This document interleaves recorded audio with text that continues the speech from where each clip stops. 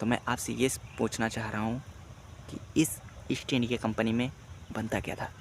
दोस्तों, हमारे यहाँ एक कहावत है कि दूसरों के लिए गड्ढा खोदोगे तो आप भी उसी गड्ढे में गिरोगे। और ये सत्य भी है। कबीर जी ने इस पर एक दोहा कहा है कि बोयो पेड़ बबूल को तो आम कहाँ ते होए।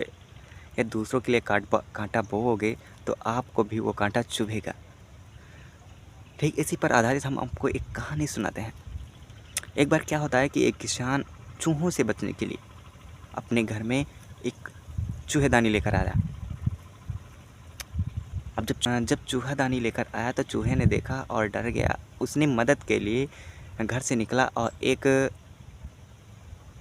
कबूतर से मिला। उसने कबूतर से मदद मांगी।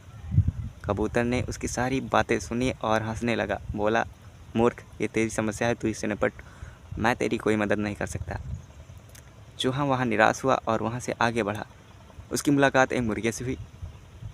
उसने वही कहानी, वही बात मुर्गे से कहा और मुर्गे से मदद मांगी। मुर्गा बोला, तेरी समस्या तू निपट, मैं कुछ नहीं तेरी हेल्प नहीं कर सकता, मैं तेरी मदद नहीं कर सकता, सॉरी। ये बोलकर मुर्गा हंसने लगा, जिस पर चूहा निराश हुआ और वहाँ से आगे बढ़ा। कुछ दूरी पर उसकी मुलाकात एक बकरे से हुई।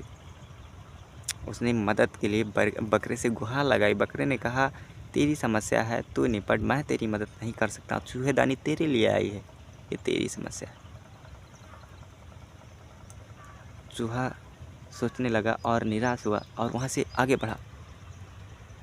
वापस अपने घर चला। सुबह हुई और उस चूहेदानी में एक जहरीला सांप फंस चुका था, जिस पर किसान की पत्नी को लगा कि ये एक चूहा है। उसने जैसे ही उसी सांप की पूंछ को पकड़ा और सांप ने उसकी पत्नी को काट लिया। किसान को जैसे ही पता चला, वह अपनी पत्नी को डॉक्टर के पास लेकर गया। डॉक्टर ने उसे एडवाइस दिया कि यदि अपनी पत्नी को बचाना चाहते हो तो इसे एक कबूतर का सूप पिलाइए। अब किसान ने क्या किया, आया और जो कबूतर चूहे को मिला था उसी कबूतर को पकड़ा, उसका सूप बनाया और पत्नी को पिला दिया।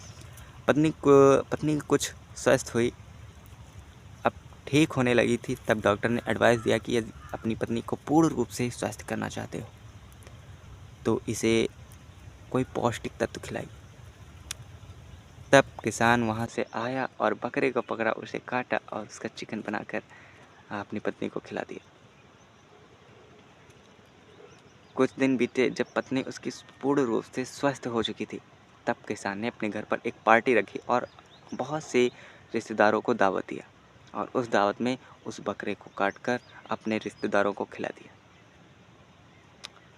चूहेदानी जिस चूहे के लिए आई थी, वह चूहा तो अभी आज़ाद घूम रहा था, लेकिन जिन जिन लोगों से उसने मदद मांगी वे लोग बेचारे इस दुनिया में नहीं थे। शायद इसलिए कहते हैं कि दूसरों की मदद में हमें आगे आना चाहिए। दूसरों की मदद के लिए हमें हमेशा हाथ आगे रखना चाहिए। क्या पता कल को वो हमारी समस्या बन सके। यदि हम कहीं जा रहे होते हैं और रास्ते में कोई पत्थर मिलता है, यदि हम नहीं हटाते हैं, हमें लगता है कि हमें ठोकर नहीं लगेगी, तो ये आपका वहम है। क्या पता उसी रास्ते से वापस आते टाइम आपको लग जाए। तो हमें ऐसा नहीं करना चाहिए। हमें दूसरों की हमेशा मदद करनी चाहिए। वैसे दोस्तों, आपके लिए एक सवाल है, आप इसका आंसर कमेंट में ज़रूर बताना और जिसका कमेंट सही होगा मैं उसे स्क्रीन पर दिखाऊंगा और साथ में सही आंसर भी बताऊंगा। सवाल आपके लिए ये है कि जब हमारा देश गुलाम था तो अंग्रेज़ों द्वारा गुलाम किया गया हमारा देश काफ़ी समय तक झिल्लतें झेला हुआ है। तब ऐसा लोग कहते हैं कि हमारा देश ईस्ट इंडिया कंपनी के कंट्रोल में था, वो हमें हमारे पूरे देश को गुलाम बना के रखी थी। लेकिन ईस्ट इंडिया कंपनी एक प्रकार की इंग्लैंड की कंपनी थी।